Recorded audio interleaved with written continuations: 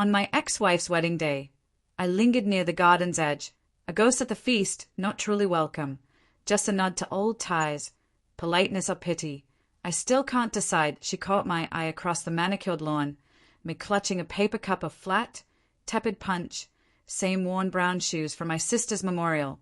She approached, her smile sharp as a blade, flanked by friends in sleek dresses, their laughs like wind chimes, bright but hollow.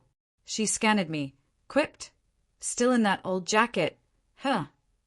A friend smiked, "Foe, but it's got edge." Then she said, "Good to see you're the same, even if the world's moved on." They laughed, soft, but it cut. I nodded, hands in pockets, waiting for the moment to pass like a cloud. What they didn't know, or chose to forget, was that this jacket, her gift, kept me warm when we couldn't afford a working heater. Ugly, she'd said, but it did the job. I kept it. We built a life from nothing. Bare hands, raw hustle. 2 jobs, mopping floors at dawn, wrenching under cars till midnight. Dropped out of college, traded sleep for her dreams. When her father fell ill, I covered the hospital bills. When she wanted a bakery, I drained my account, never complained. Love wasn't a ledger then. It was just what you did for someone who saw you nights with just rice and canned peas. She'd light a candle, call it rustic fine dining. I'd joke about being avant-garde poor. She'd laugh, sometimes cry. Or maybe the tears came first.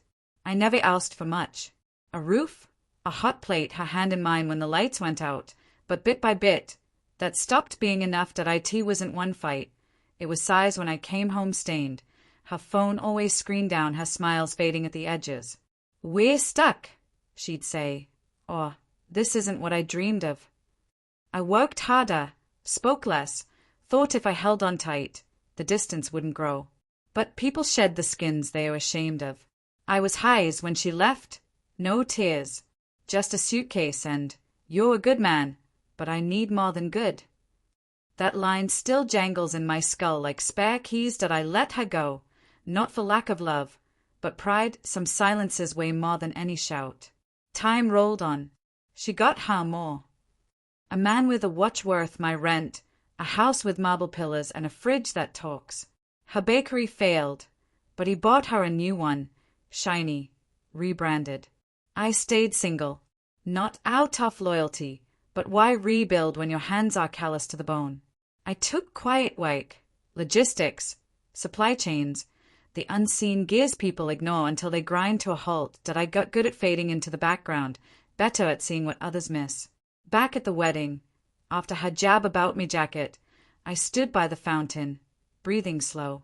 Then her fiancé, tailored suit, face like a cologne ad, walked up, drink in hand, looking like he'd seen a shadow move. He paused, then said my name. Not the nickname she used, but the one from corporate filings. 6 months prior, my fame had bought his, not vengeance, just business. His supply chain was brittle, overextended. I didn't destroy him.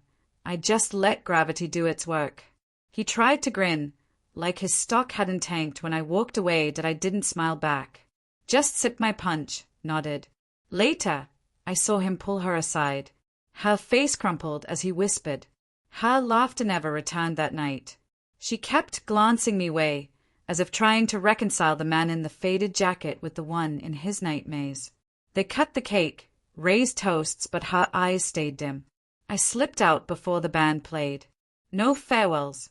Months later, a card arrived, her handwriting, no sender. "Did you know?" it asked. I didn't answer. Some questions are better left to rot. She chased more and found it. But more decency always mean better, just brighter, brasher. Me? I kept the jacket. Had it cleaned last fall. Still ugly, still warm,